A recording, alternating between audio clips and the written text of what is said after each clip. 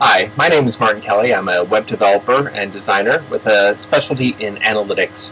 I love watching sites and how people use sites. For me, sites aren't just something you kind of build and then hope someone uses, but they're things that people actually do use. And the best way of finding out if people are using them is to use analytics tools and to do experiments. And I just finished watching a webinar, as it were, by Google's analytics team. And they focused on three different tools that they have, and tools that I've used before and would highly recommend. One is Google Webmasters tools, one is Google Analytics, and one is Website Optimizer. And I thought I'd just do a few moments to show you what some of these are and how you can use them for your site. So first off, and I'm going to switch on over here, and I'm also getting used to these kind of webcasts here. Here is an overview of Google Webmaster Tools. Now, Webmaster Tools are tools for understanding how people get to your site and how your site looks to Google and to other search engines. Some very useful things here. We have the overview, we have statistics, links, sitemaps. These things will give you information on, for example, what keywords people are coming to your site from. So if they're searching into any kind of search engine, it could be Google or Microsoft or Yahoo, and they're typing in words, you can find out what words those are, and that can give you a good clue as to how your site is performing, and it can also give you a clue as to what other keywords that maybe you should be trying to go after there and try and get people to find. And also, if there are keywords that you think people should find and they're not, well, you'll see some of this here. In this, right here is the screen for top search queries, and it's a site that has no data available at this time. Sorry there, but that can be a very useful one. Here's a list of what Googlebot sees, and this is my own personal blog that I'm showing you here, and what are external links to your site. This is very great. Google values your site in large part.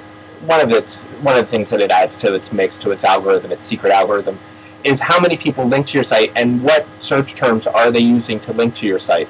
So if your site says, Martin Kelly, and someone is linking to Martin Kelly, well, Google will then assume that that's a good site for Martin Kelly. And that's what you see here. People are often, the top searches are for the actual site name, and you get that. But if you go down, you can find people linking to all sorts of things, and it can be helpful. This is feedback. What does the rest of the world think about your website? So some very useful tools, and I won't get into the details. You can sign up for your own Google webinar there to see that. But it's some very useful tools, and I use this a lot. The other tool that they focused on was analytics, and we'll switch on over to analytics. There are a few things you can do with analytics. One is you can be very simple and you can just see your dashboard like this. Who's visiting, where are they coming from? And if you hover over it, you can get actual numbers here of who's coming and how many people a day. You can also get great things like these map overlays. You can see here, move it on over here, the US map here. I get a lot from people from California and from the Northeast. This can be actually very useful. If I went into detail, you'd see some other cities. I was able to determine from some of my sites who it is who visits. A very, very useful, there we go, a bit more color. I'm not just the bi-coastal person here. You can find out where people visit, so you can actually get into detail. So these Texas visits, where are they coming from? And I was able to find out like what particular cities people came from. I have another site, a community site, called Quaker, and I was able to actually kind of understand its usage patterns. I found that people in certain kind of areas tended to use it more heavily than people in other kinds of areas. Kind of isolated towns were heavy users. It indexes blogs, so of course you might make sense that people who are a little bit isolated will spend a bit more time on computers. So that is a very interesting here use of the Google Analytics. And just sort of back up here a little bit. But there's all sorts of things you can do, and if you have a Google AdWords campaign, so you're actually buying ads from Google, you can get even more detailed information. One interesting thing you can do, which I don't think I have set up here, is do actual goal conversion. So you can set what is a goal for your website, what are things that you want people to go to. If you're an e-commerce site, this is very, very obvious sometimes.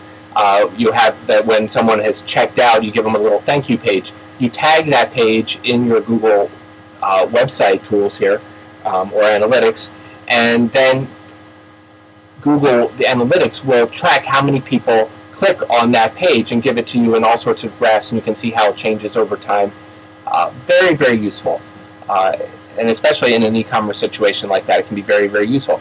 The other thing you can find that's very useful are bounce rates and average times on site.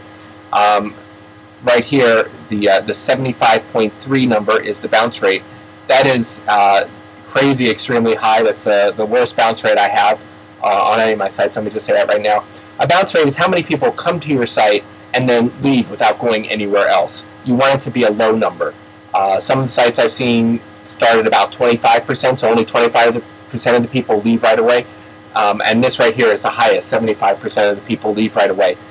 The reason for this is that this is a blog that we're looking at, so most of the relevant information is on the home page. So people come to the home page, they read it, and for I think blogs, this is probably, I think probably will have naturally higher bounce rates. And average time on site.